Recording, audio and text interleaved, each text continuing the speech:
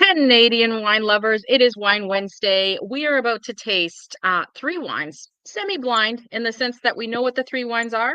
They're three iconic BC Reds from the 2021 vintage. Can you remember 2021, Carl? We're going to get into it. It was a hot year. It was awesome. And for us people that like the beach, of course, but I don't know. We'll see how it did for the grapes in just a second. So stay tuned. And if you're new, this is Carl's Wine Club.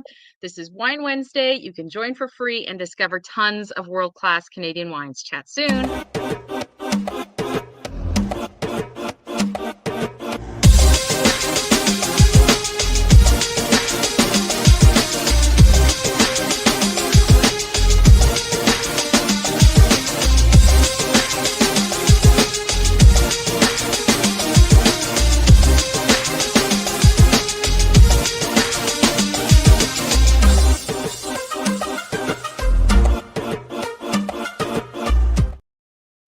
Hey there. Canadian wine lovers, Carl's Wine Club members, everyone across the country. It's 5 o'clock BC time, 8 o'clock Eastern. It's time to crack a bottle of Canadian wines. It's time to sit back, relax, and enjoy the show, the only Canadian wine show around. And welcome, everybody. Wow, it is an exciting show here. Mira Boucher, my co-host, how are you doing? Great. But you know what? It's been such a busy week. Look at me piled up behind these work documents here. There you go. Exactly, right? Just like one of our members. I remember one of our members from Prince George saying when he educates himself, he likes to read books. And for him, each bottle of wine, it's a book. And he likes to read 1 or 2 books a day. Love it. Mike, the average wine enthusiast on YouTube, good evening to you. Guess what, you guys? I'm scarfing down a gluten-free muffin that I made. We had 3 bananas going bad. So I'm like, I'll make banana bread. And if you'll recall, poor Carl was just diagnosed as a celiac like a month ago. So I was like, oh, I'll make banana muffins, but he can't have any. So I used the Bob's Red Mill 1-to-1 flour substitute, and it worked really well. These are some of the best muffins I've ever made. No joke. I know they were really good. I had one this morning, but if you don't mind, I'm going to focus on 5 wines that I have in front of me. And while you're at it, if you just tuned in, wherever you are in the country, if you're on Vancouver Island, maybe in Nova Scotia, or somewhere in between, Calgary, Hamilton, Toronto, Vancouver, wherever, let us know where are you tuning from. Let us know which wine do you have open tonight, Canadian or not. I don't care. I want to know what you're drinking. I have 5 wines in front of me, and I have 2 whites. For my 2 whites, it's not a surprise. I have the 2023 Riesling from Ferox, and I have their 2022 Chardonnay. Why do I have 2 whites from Ferox?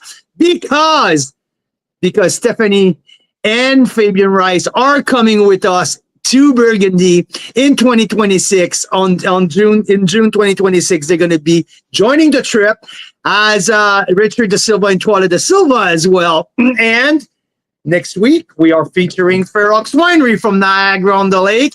And so my blind taste next week will be which one is the Chardonnay Reserve of Ferox that we're going to bring with us to Burgundy alongside the Burgundian wine. But this week, after I've tasted these 2 whites from Ferox, I'm going to dig into 3 big iconic red from BC. The 3 of them from the 2021 vintage. We want to dispel the myth of the 2021 vintage that it's smoky and it's not as good as the other vintages and all that.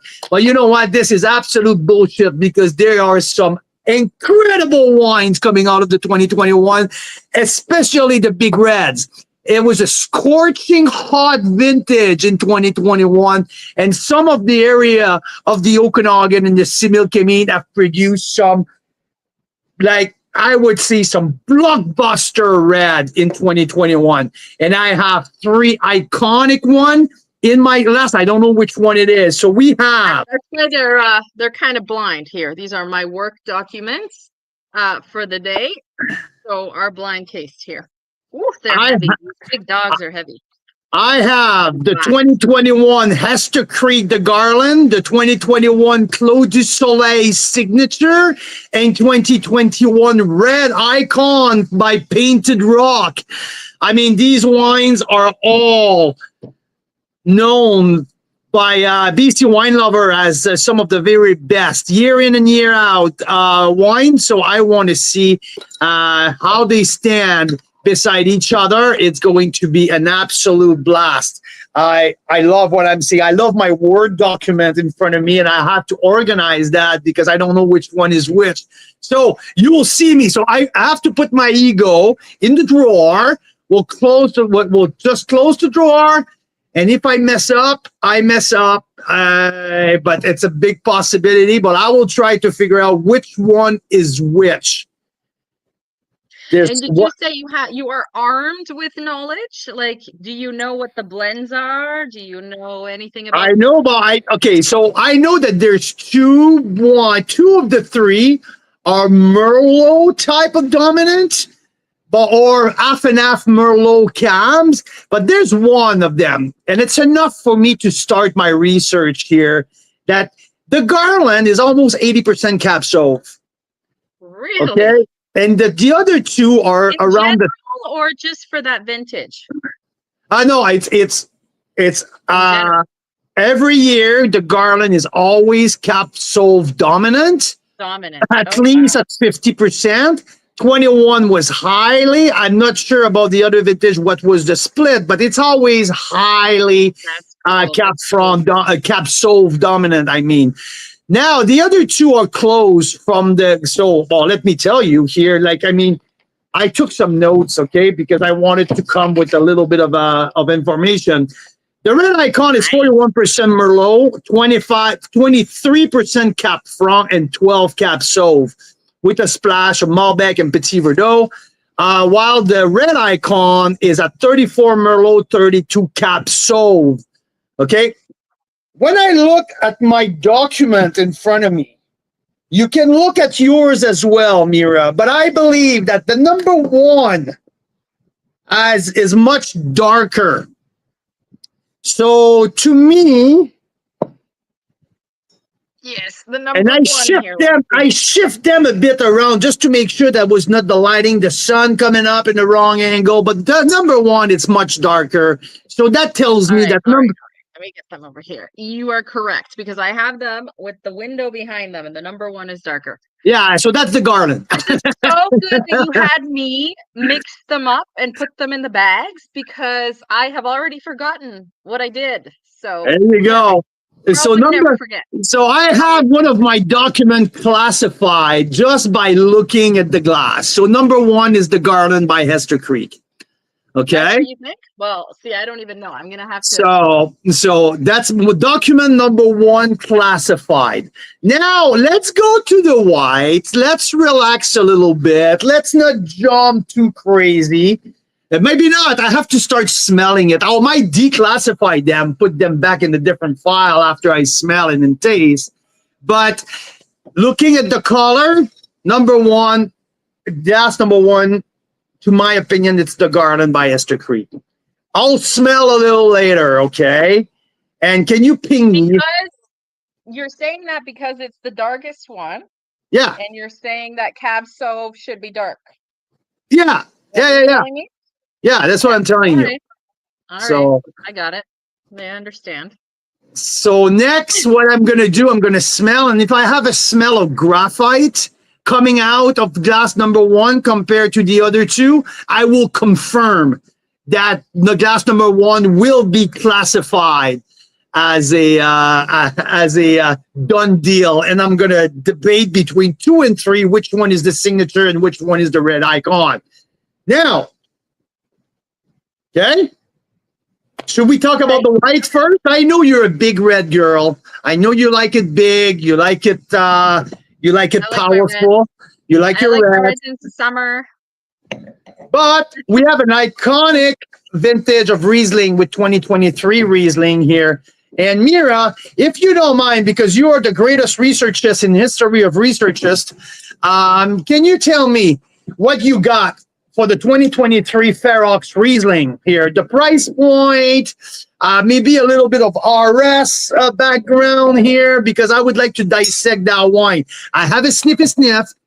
I have one sip of it. Jesus. So just there. Jesus, Mary. Oh, that is so. glory God. Okay, that's so fucking good. Mm-hmm. It is. You can tell from the nose, and then poof, the rest And of it. this wine is the no kerosene, no petrol in my wine. No. Like there's a category of these wine lovers who are very categoric, right? I don't want petrol. I don't want kerosene in the smell of this has nothing like that. Okay, but it's Riesling, but it's not petrol, like not exuberantly petrol at all. No, it's made by a German guy. Yeah. Okay. Oh. And German wine are known to develop down the road some petrol notes on the nose. So now, but at a young age, it's truly tropical fruit, a little bit of green apple as well. There's it is so good. I love the It's got texture. just a beautiful, clean nose. You can tell it's a Riesling. Like I would know it's a Riesling, but no petrol. Yeah, really cool. So Ferox. I mean, we're featuring them next week. Part of the conversation is that they're coming to Burgundy with us, which is really cool. Such great people and also great wines. But part of the conversation is we're also featuring some of their wines that are like normally only found at like LCBO or certain restaurants. So they're kind of like their high value business card that they don't normally sell just at the tasting room or whatever, but it's like their lost leader in a sense, right? So we haven't tasted those wines yet, but we've never featured those yet in club either. No, like they're lower priced wines that pack a lot of value. And why I don't have them open tonight, it's because I have 3 wines at $70 open. Yeah, so I just didn't want to mix that up in between. I wanted to stay premium. I'm going to go entry level. And I mean, like, we're all about that, finding these great find, great price point. And I'm so happy that there's a winery out there, a little bit like Bellaterra, right? Bellaterra has been known to have their top line, like outstanding Cab Franc, Merlot, Meritage, Cab Sauv at $55 price point, but they're crushing it with their entry level price point at $18 to $25. To me, it's versatility from a winery, right? You can go get a few different demographic.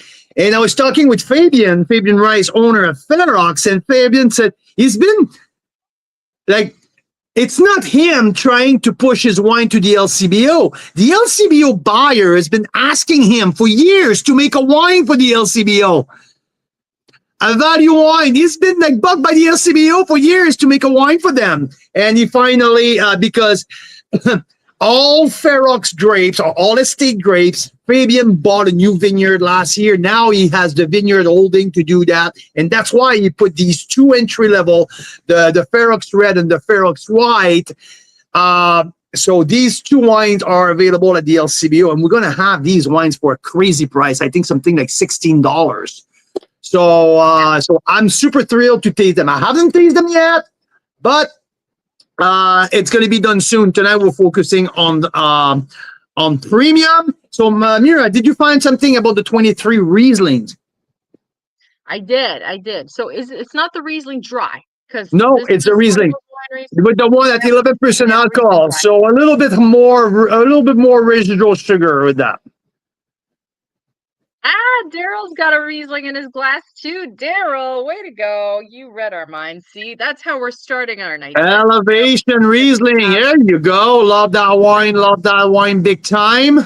Big dogs in the work documents here, like big reds. Okay, so stay tuned for that part, because we're semi-blind tasting them. We know which one they are.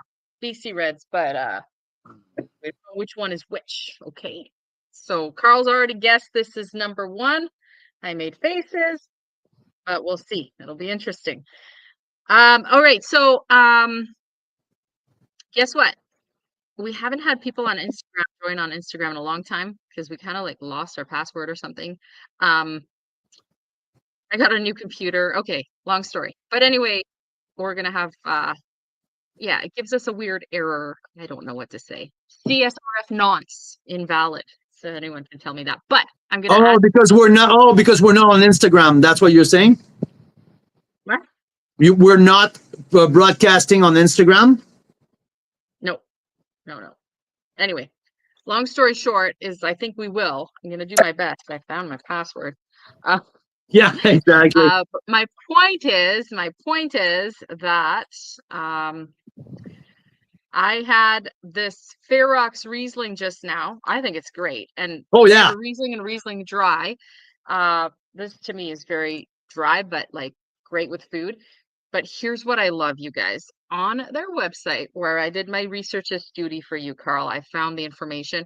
On their website, okay, it gives you tons of information, just like the nerds enjoy. For instance, it was picked on the 23rd of October at 7 a.m.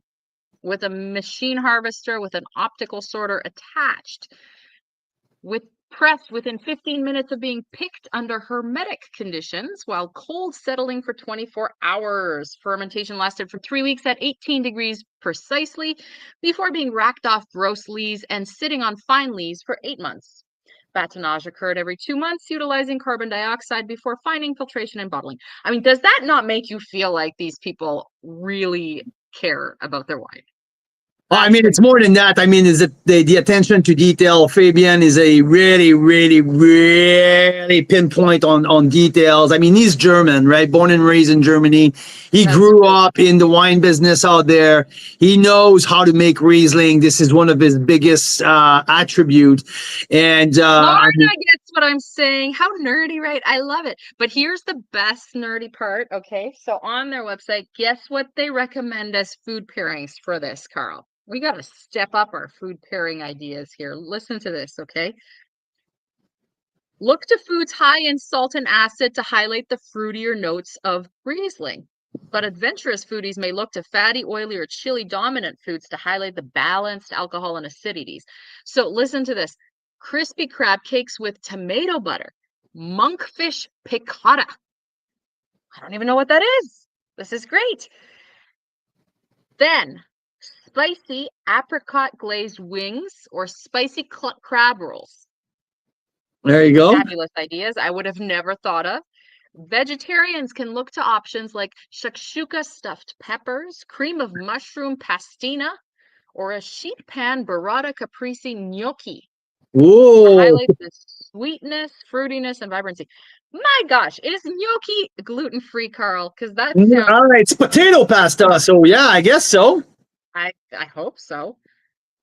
Brilliant. There you go. There you go. Hour now, so I'm good. We're enjoying a Bela Haupt from Côte du Roussillon. Okay. Carl Boucher. Bilao from the Côte du Roussillon. So Bilao is made by Michel Chapoutier. You remember, Mira? We talked about Chapoutier last week at home. You told me a little bit of his story, and I told you when I sent one of my clients back in Calgary for a tasting at Michel Chapoutier in the Côte du Rhône, in the Côte Rôtie. And when he got there, Michel Chapoutier himself was there, and he ended up having lunch and dinner with him. So yeah. Oh so my gosh. Bilao. Things that can happen.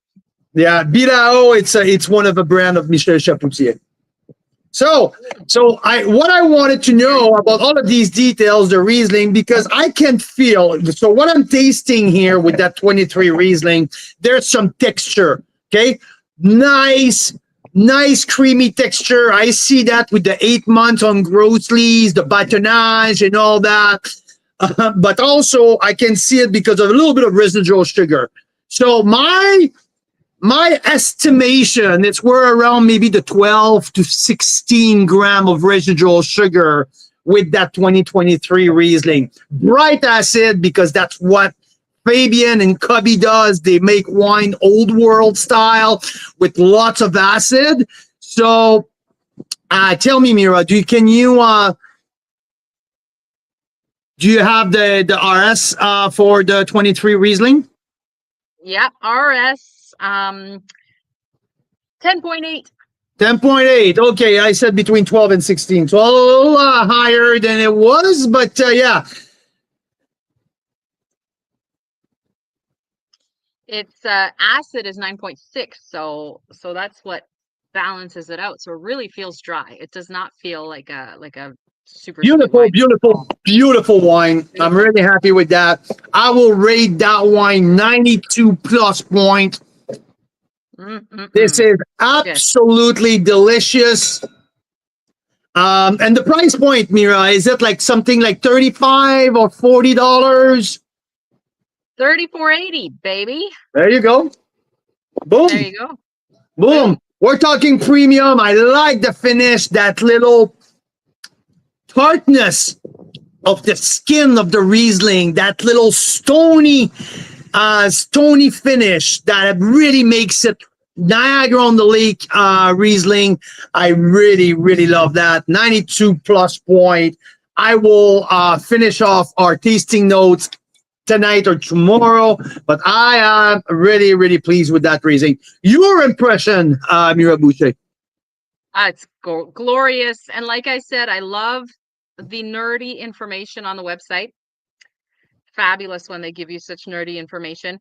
And the freaking food pairings just inspire you, you know? Like now I am Googling, what is monkfish piccata? I have no clue, but it sounds fabulous.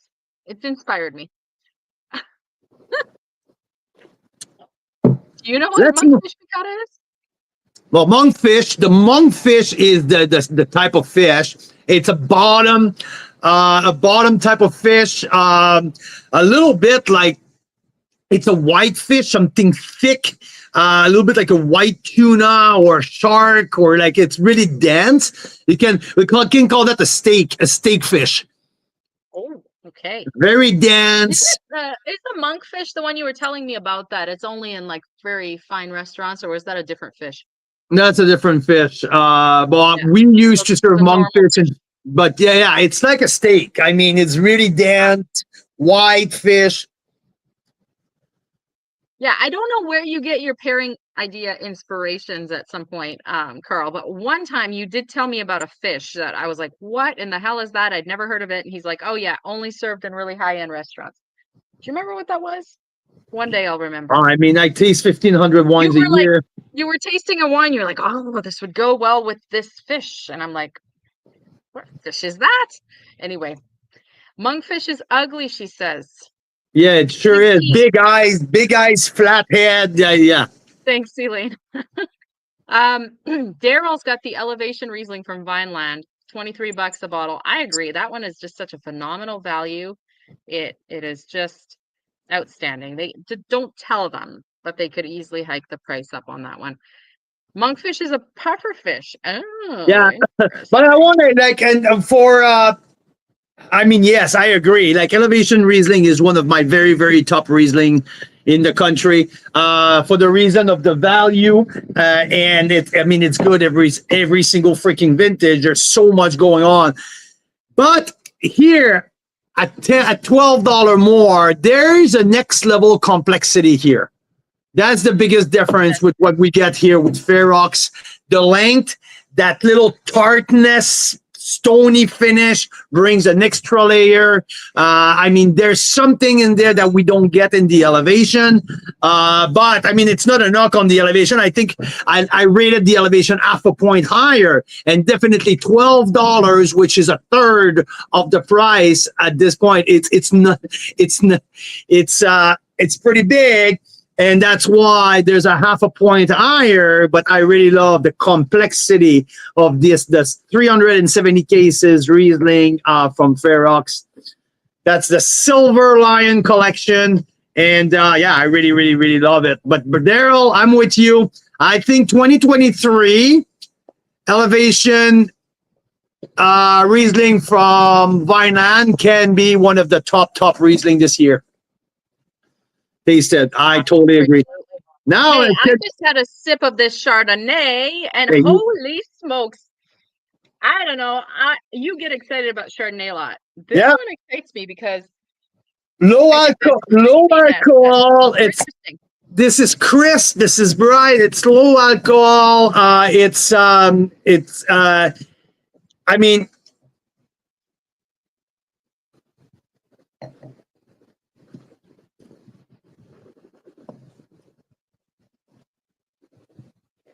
Mike, that's just how I like it.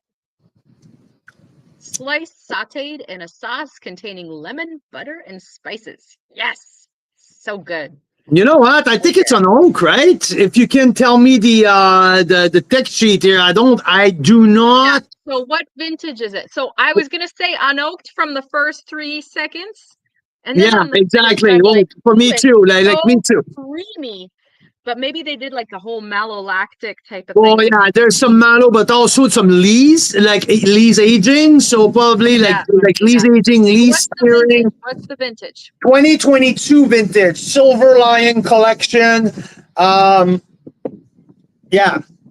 Okay, Silver Lion. So I'm on their website, Ferox. They have the Vantage line, okay, which is not normally available on their website. They just put it on there so that we can get access to inventory, something like that. But even one of them, it says not available, please inquire. So that's that one I was saying that's normally just at restaurants and stuff, $16.75 a bottle. Then they have their Elements line.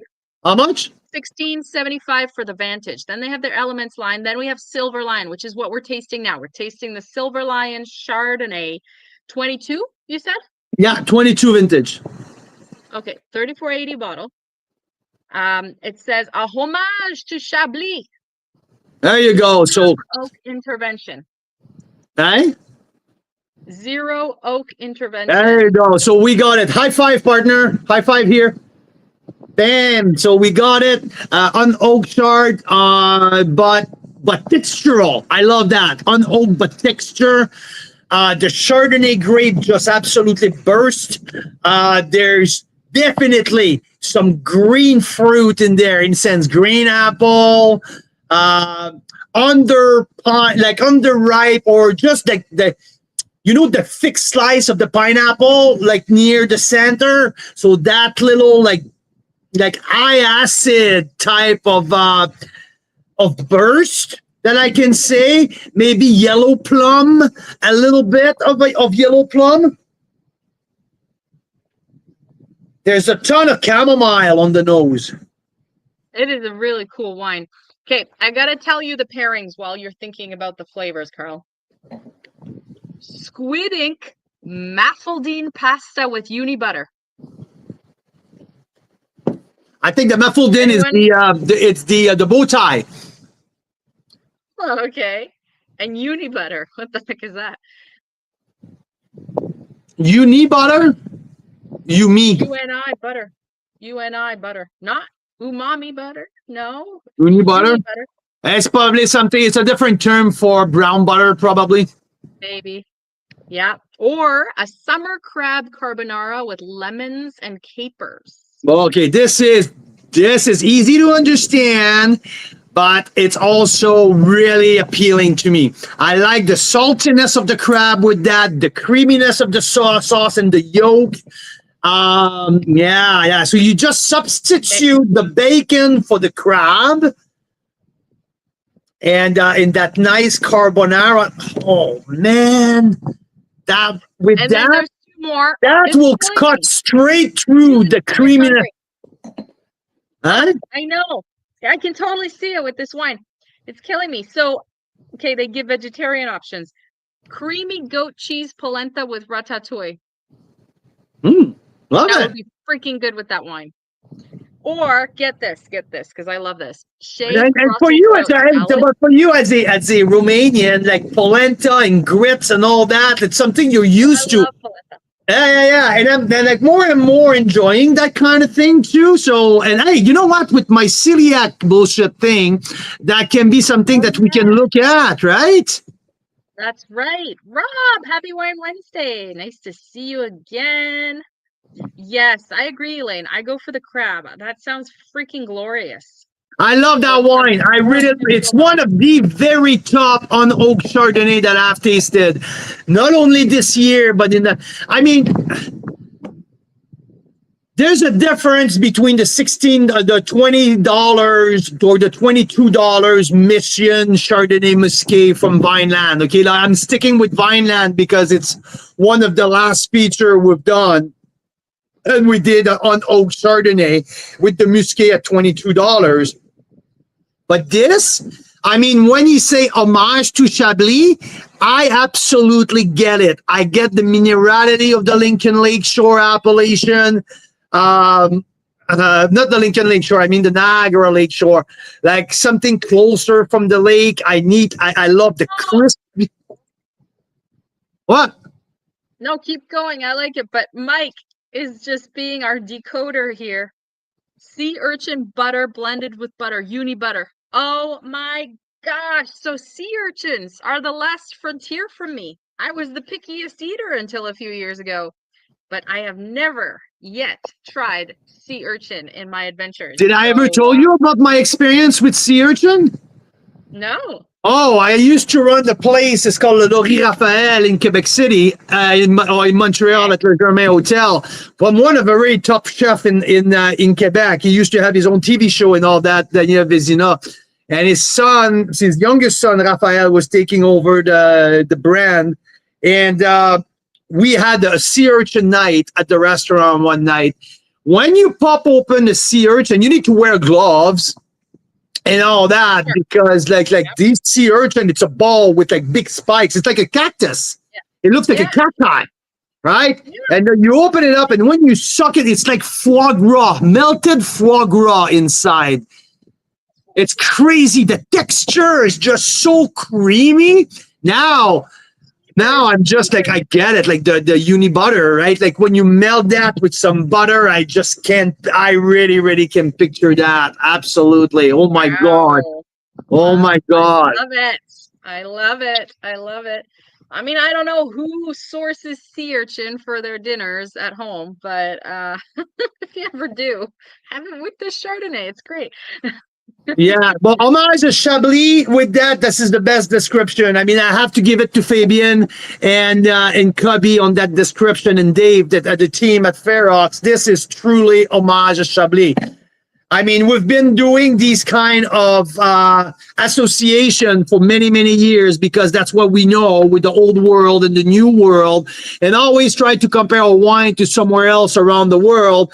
Most of the time, we're completely wrong, but this is the most obvious freaking comparison that we can make. This is so bang on, and yes, this is truly, truly homage to Chablis.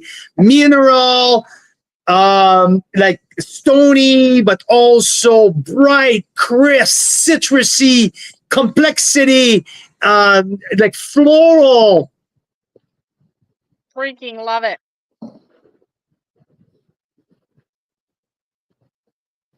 Yeah. Let's get into There's the reds, baby. there's a tension in there. There's a tension. There's some energy.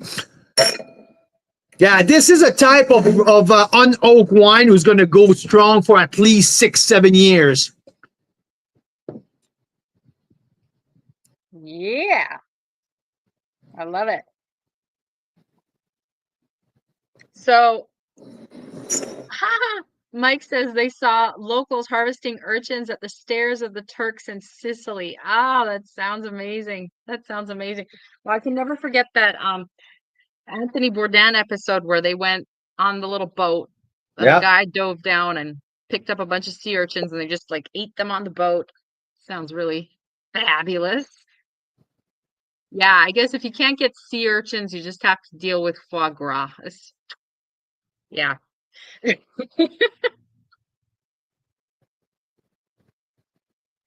That's pretty cool. I wonder if sea urchins grow off Canadian coasts. I guess not. My guess is they're pretty rare out this way, or we would be eating more of them. That's my guess. I'm sure they do. I'm sure they do. You think so? Yeah.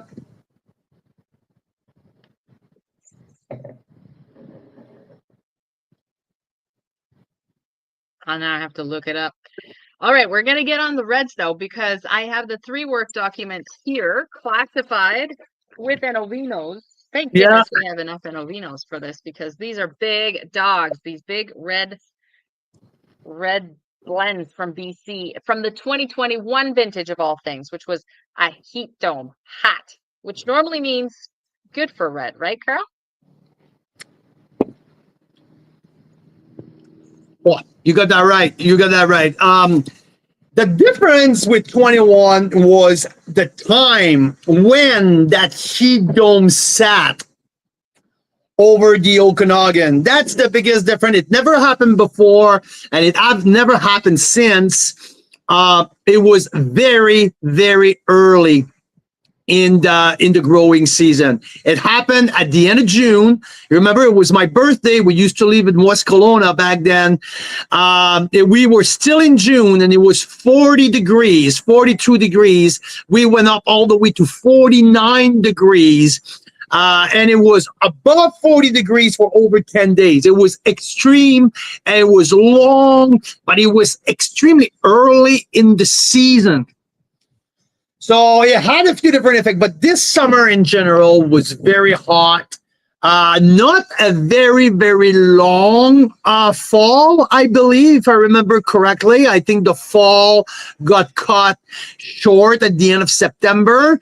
I don't think there was any great growing condition in October and early November, but I mean, the vines got what they needed, especially on the red side, and it made so. Yes, we had some fires in very specific areas, but I mean, my point to that, it's not all wines were smoky from 2021. I'm hearing people sometimes, oh, I don't want any 21s from BC.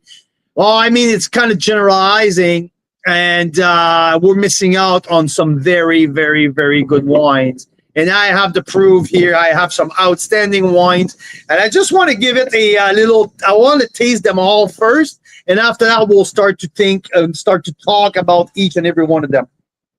Absolutely. Now, while you start to sniff and whatnot, I have to tell you something. Good news or bad news, I don't know how you want to interpret it, but Rob Yoneda just told me that in Steveston, that I just looked up, it's in Richmond, which is perhaps on our way on our little adventures on this weekend. Steveston, guess what they do, Carl? They bring in sea urchins, red and green ones, and they sell them fresh off the back of the boat at the fisherman's wharf. I kid you not. I just saw this. Rob, you're my hero. I think we need to Why not? Why not? Why not? That would be fun. I've never had a sea urchin ever in my life. I think your dad will have a good kick at it. I wonder if he's had them. I bet he has. I mean, they lived oceanfront for a long time. I can't imagine he ate so many things off that ocean, kelp and. So my take here on the nose only, okay? All right, tell me your take. I would say number two is the red icon. That would be my guess, okay? For one specific reason, it's the second grape is the Cap Franc, and at 21%. And I kind of smell the Cap Franc in that middle one, who comes out to me as a I call it the Black Forest cake, and that's my whiff of that over a Merlot. So to me, number two would be the red icon. And I got in number three that rusticity of the Similkameen, more floral.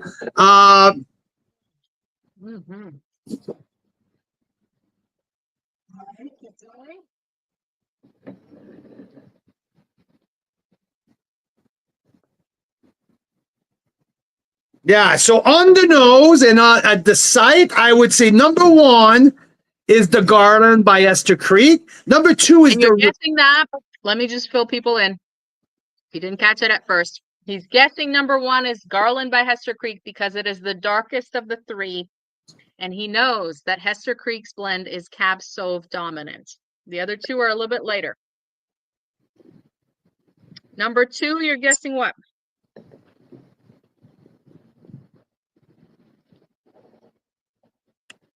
I'm guessing the red icon. And why? Why? Because of the Black Forest cake type of smell that I get, and this It is is. come It's a from to beautiful me nose. Cap Franc, and Cap Franc is the second grape in the Red Icon 2021. So that would be my guess on that.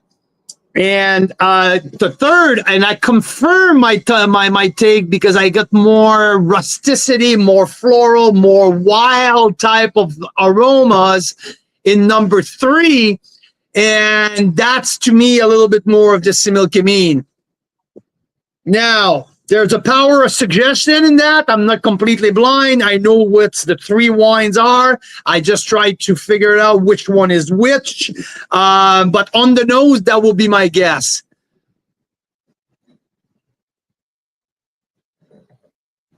Okay. All right. So how do you want to go about this? You want me to reveal the first one? Well, let me taste, okay? Oh, you haven't tasted them. All right. Well, that changes things. So Rob, Rob Yoneda, I have to thank you because I had no idea about the sea urchins fresh off the boat in Richmond, BC, that you can just pull up to the Fisherman's Wharf there on the weekends, and they have red and let's see, red and green sea urchins, fresh lived and hand picked just hours before for you on the dock in sunny Steveston, BC. People are saying, do you ship to Toronto? I don't think they do. I think it's only special for us. So if I can stop by there, if there's some human way to do it, I think, Carl, we need to.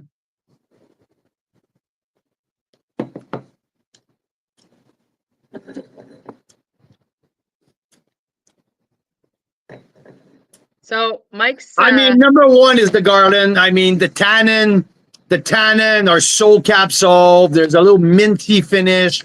I mean, if it's not the Garland, I mean, I'm not retiring because I still need to work, but I'm fairly certain here that number one is the Garland. So Mike is suggesting number one is Red Icon and number two is the Garland. And I want to know why. How do you know these things, you wine freaks, you? How? Are you just reading my face, Mike, or how do you know? Oh, so Mike's saying there's probably a sea urchin season. Probably. And guess what, Mike? It looks like this is it because I'm on their Facebook page and they're posting every weekend in September. Hey guys, we've got sea urchins. We've got sea urchins. We've updates. August, they had sea urchins. August, they had sea urchins. So I'm guessing this is the season. I mean, you guys got to see this. I'm going to share the screen. You guys got to see this. So, yeah, fill us in, Mike, why you think one is Red Icon and not the Garland, because Carl's saying it's the Garland. So share, yeah.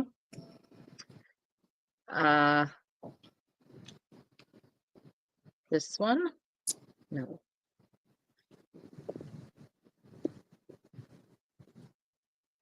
These are really the three very powerful wines.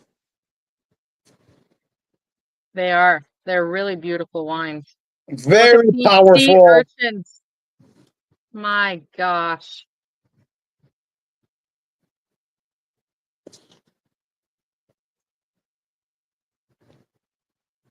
Do you see that, Carl? No, I'm just trying to figure it out here. These are not they're not I thought it's going to be easier than that. What once you tasted them, it's not as straightforward? Yeah. I see.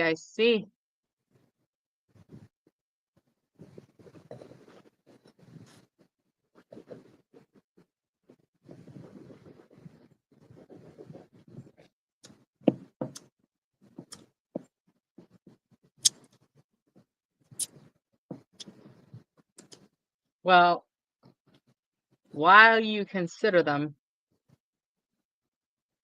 I'm finding out how to open the sea urchins. They're saying scissors and being careful to cut between the uni and the shell. Okay. Good tips. Good tips. Life skills here. Life skills.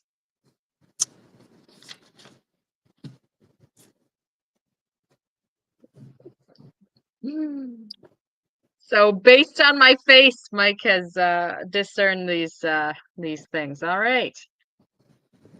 Carl's too busy tasting the wines to see my face sometimes. Yes, Daryl, I did get quite distracted by the sea urchins. I think maybe they should be banned on Wednesdays. So we don't have this problem. It does look really yummy, Mike. I have never had sea urchins, so you know what? If we do get them, we'll go live and I will live stream how I cut it open and eat it for the first time. And maybe we can bring this Ferox wine. We just had the suggestion. So, and one more thing who led me to think that number 2 is the red icon is the one with the highest alcohol percentage. And I feel that the middle one is a little harder than the other two. Okay.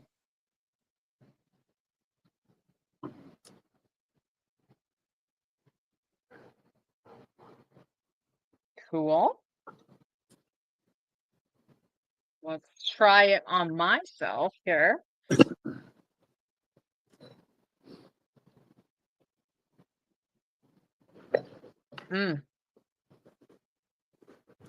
Okay.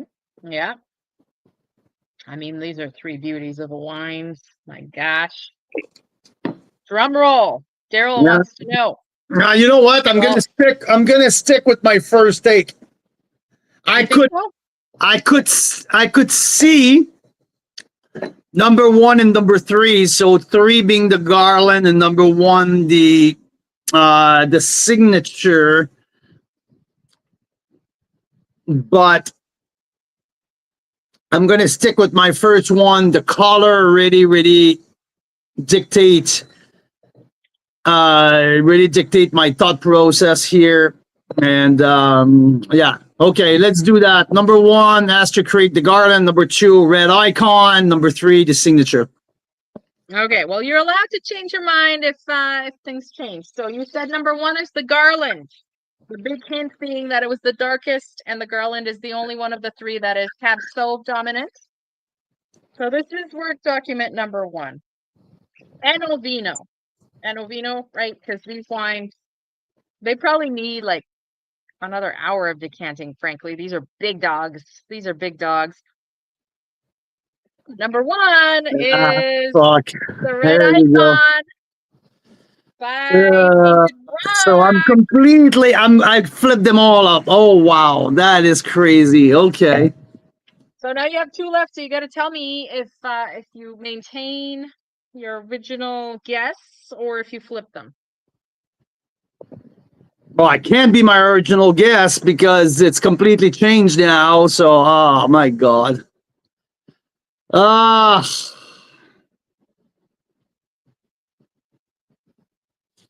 right. So we know that number 1 was the darkest, and it's surprising because it's from the Skaha bench. Just above Penticton here, below Penticton, I guess. And what's interesting with 2021 being a heat dome, I don't know, like, I think you taste the vintage much more than you taste the terroir in that, because people had to manage that heat dome, however way they did it. But my theory is on a very, very hot year like that, what you're tasting is more so the winemaker's skills than necessarily the terroir.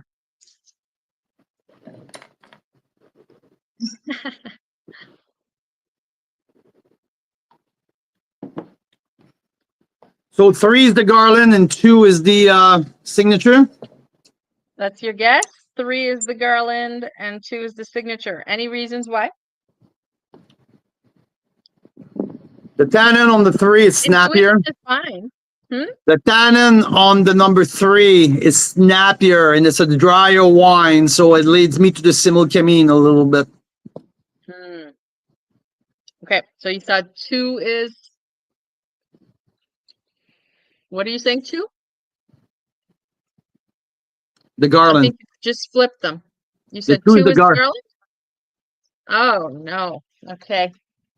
So 2 is the Similkameen.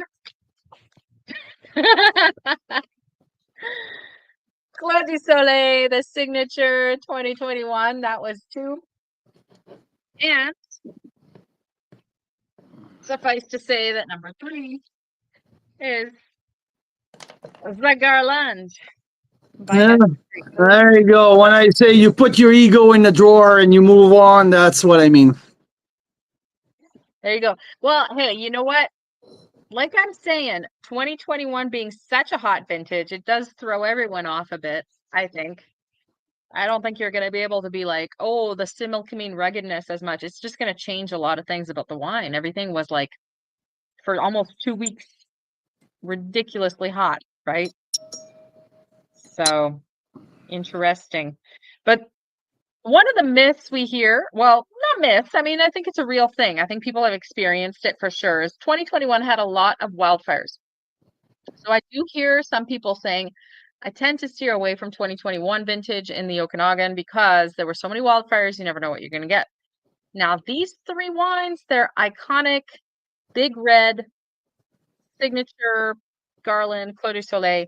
I doubt they would ever gamble with a wine like that if they had any inkling that there might be smoke issues. Uh, none of these 3 have, like, they're shining. They're babies. They're tiny babies, and they're glorious wines, all 3 of them. Yeah, blind wine tastings, humbling by design. You got it.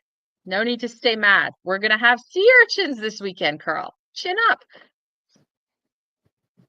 So just a little bit of background here. The 2020, I rated the 2020 Clos du Soleil 92 plus point. Was a 92 point wine enthusiast, wine aligned as well. So this is a wine to me right at the same level, right at the same like 92 plus, like yeah, around that score. The red icon was the 2020 95 points, John Schreiner. Um, this 2021 just won gold at Wine Align, at the National Wine Align. So I'm gonna sit down and just give it more thought, but just Monday, give it a 92. I'll see what's coming up with my score, and the BC Wine Trend rated the 21 Garden 94 points. So another all high score, big wines. So I really need to sit down and think about it a little longer about the scores, but there's nothing under 92 points in here, that's for sure. Probably between 92 and 94. These are extremely well built wines, stunning wines, all of them. Despite the fact that I can't fucking figure it out to put the right name on the right bottle, but between 60 and 70 and $80, all part of the same price point. 65 on the Garland, 70, I think, 70 on the red icon, I believe, or 79. And the signature is at $60 as well. So I'm excited to take the signature and the red icon to one of our special events that we're going to be part of in Toronto in November. And the Garland was purchased from one of our members in Quebec City, in Trois-Rivières, actually, and for a special dinner in October. And so I'm going to review that wine for him and write a tasting notes. And yeah. Fabulous. I have to say, all 3 of them have done well in that all 3 have the blend declared right on the back of the bottles. So I had to laugh. Once in a while, we meet a winery owner. Okay, once in a while, like once in 5 years, twice in 5 years, maybe, where they're like, "Oh, we don't divulge the blend of our signature wine." I'm like, "What? You don't divulge the blend? Why?" um, but not in the sense of like black market. They do it for fun, you know. They will if you ask. They have their secret society, red and white, and part of the fun in that is they don't tell you the blend because, you know, that way you might end up liking something that you might not normally like, you know, how people get stubborn with their varietals. But some people, yeah, remember, Carl, you remember the winery in particular I'm thinking of there? They were like, oh, we don't give out the blend. I'm like, what? Anyway, these three, you know, they're for real. They got the blend right on the back of each of them. I mean, this is the whole So, purpose to disclose the blend. You don't disclose the blend. I mean, what's the point? What is the point? You want people to know what's in there.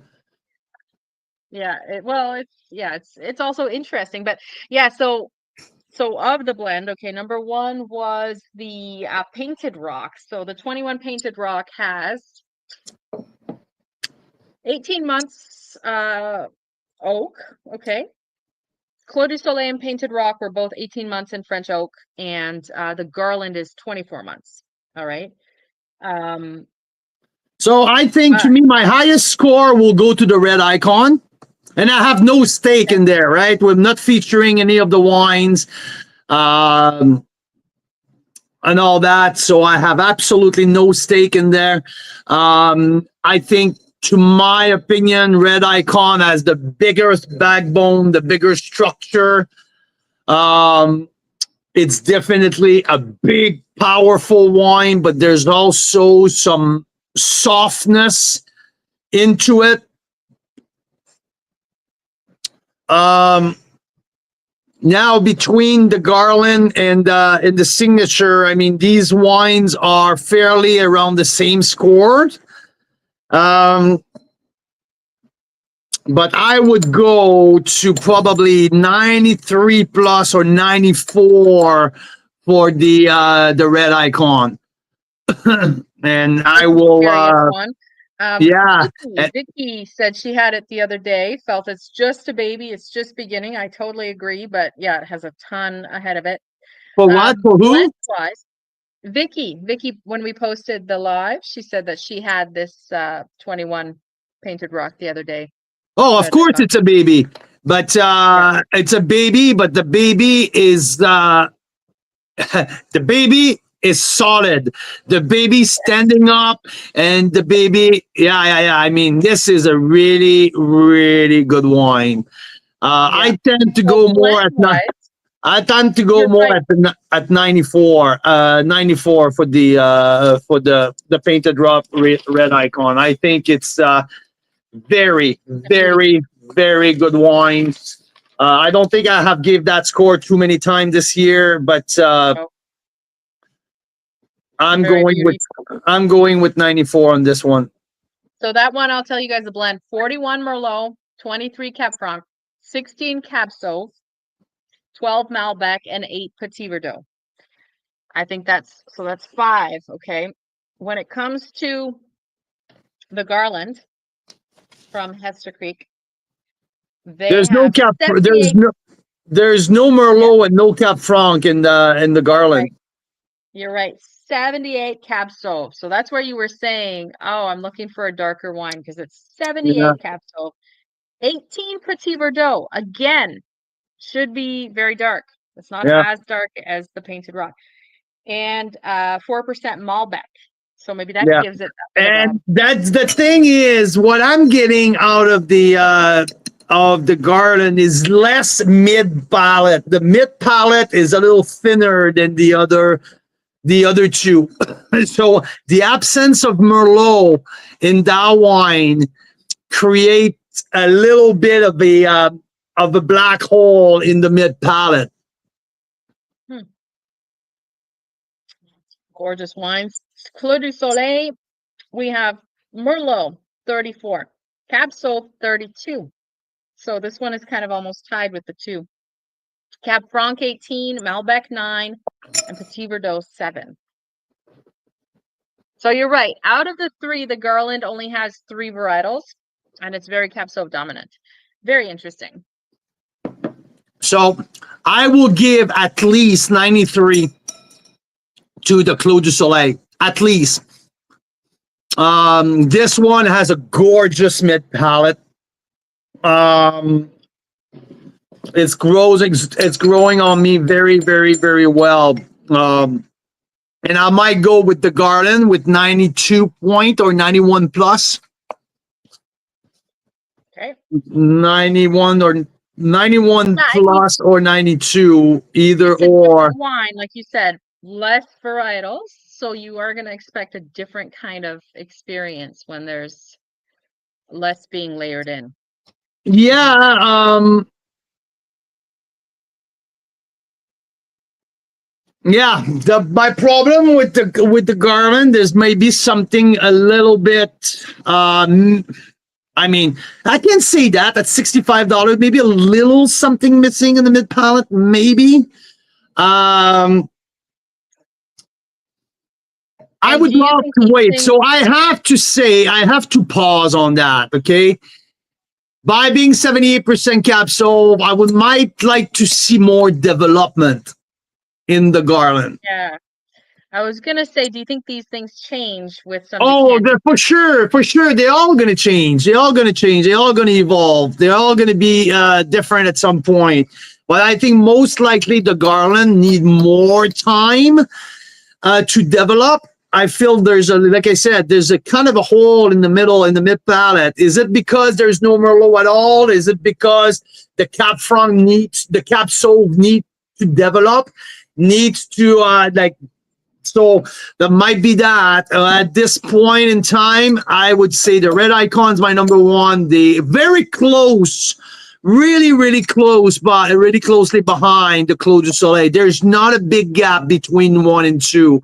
And number 3 is a little bit behind, but I would love to see some times of aging in there. And if people have some 21 Garland in their cellar, I would say put that away for 5 years. Good to know. And the other two, what would you say? Are they getting closer to being ready or no? No, not really. Not really. I mean, maybe the Red Icon has a little bit more readiness. Nah, though, I mean, okay, it's very subjective though. This question is subjective. What's been ready for me might not be ready for Daryl, might not be ready for Mike, might not be ready for you. To me, I like it feisty like that. But at some point, if I'm missing a little something, that's where I want to wait to see if it would develop some extra curriculum, to see if something else will come out of that. But 1 and 2 very close. I like these wines that way personally. I like them. They're punchy. They're powerful. They're sexy as hell. They're like, they have very some, sexy. yeah, they're feisty. I like that. And I definitely, you guys know this, I like them with a little more age. Carl likes them a little more young.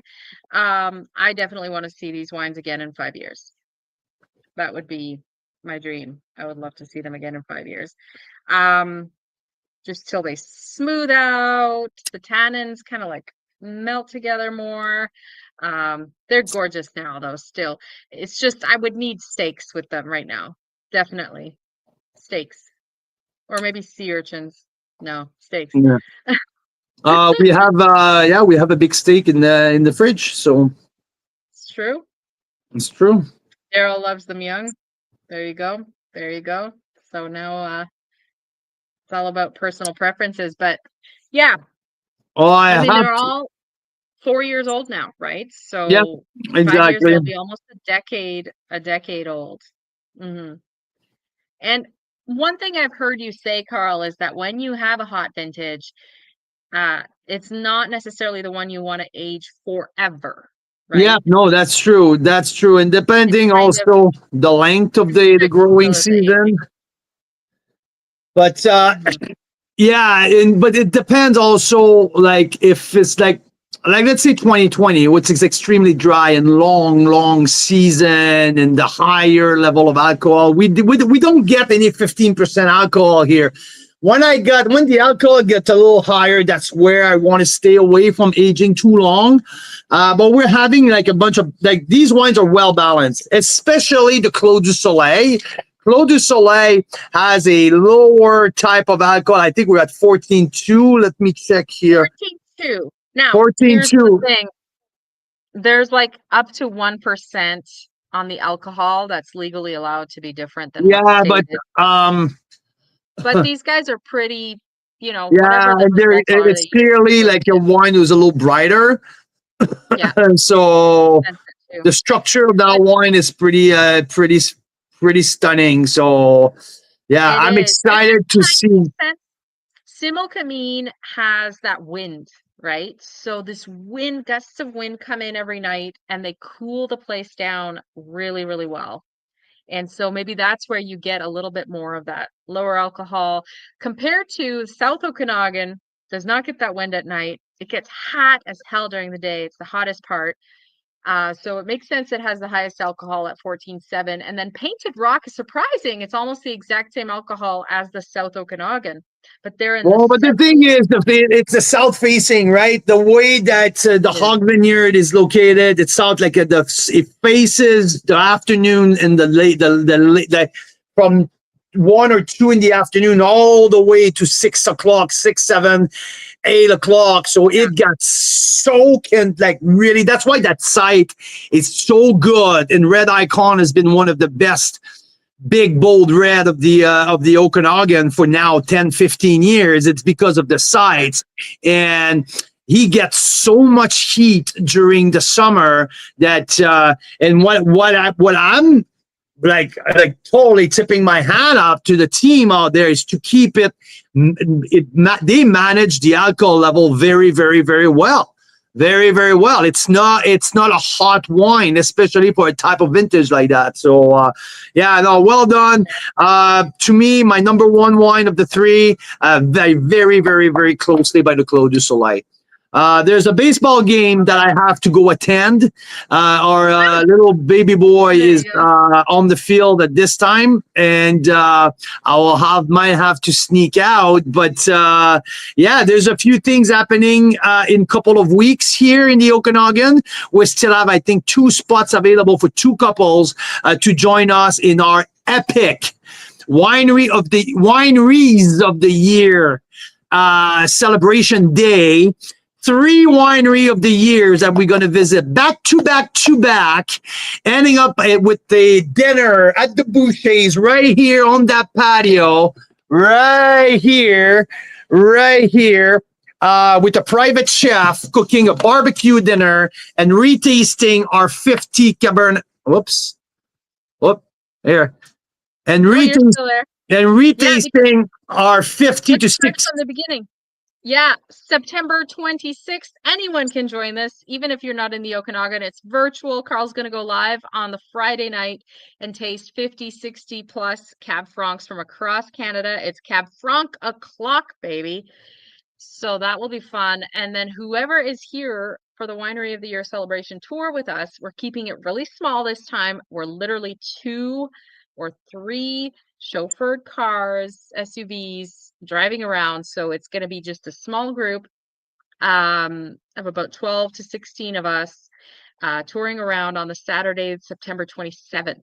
So I sent out an email to a lot of you guys that were interested just yesterday with some accommodations options. We got some deals going on in the Okanagan for you guys, some package deals for accommodations. So if you were thinking, I need a harvest wine country escape, this is it, you guys. This is it. It's going to be epic. You should join us. We will drive you around on the Friday night and the Saturday. We've got drivers scheduled so that you can come to Cab Franc o'clock and be in the backstage and taste through 50 to 60 Cab Francs. Spitting, of course, you have to at that point. And that's going to be a blast. And then on the Saturday, it's just a full day. You got to eat breakfast at home, but the rest, we've got lunch at a speakeasy. We've got dinner by the lake with a chef where we taste the Cab Francs. We're going to visit 3 winery of the years with the winemakers and taste there. It's going to be amazing. So come join us. If you were thinking of a getaway, this is the one, you guys. This is the one. That's going to be awesome. It's going to be epic. So that's happening not this weekend, but next weekend. So let us know. Come and join us. We're gonna have a lot of fun, and I'm excited to have some people backstage for the Cap from Marathon. There's going to be some pros coming up and joining us for that. Lots of people are going to come and taste. So yeah, it'll be fun. It'll be really, really fun. All right, and last but not least, Burgundy. We're going to Burgundy. Some of you guys are going with us. It's going to be a blast. Next week we are featuring Ferox, and Stephanie and Fabian Rice from Ferox are going to be joining us in Burgundy. So we're going to do a little fun Burgundy versus Ferox kind of tasting next Wine Wednesday. Get some Burgundy wine in there, maybe some Burgundy and cheese in there, because, you know, we got to test it out along with the sea urchins. Just kidding. But yeah, fabulous to see you guys. Hopefully you have a great Wine Wednesday. We kept Lightning Rock open, you guys, because there's a few members that were like, I need to talk to my neighbors and this and that. So that it's still open right now. If you missed Lightning Rock and you wanted to get in on that, you still can. One of the very few times they're doing free shipping. So there you go. Canadian wine lovers, Cars Wine Club members, thanks for joining, and I'll see you next time.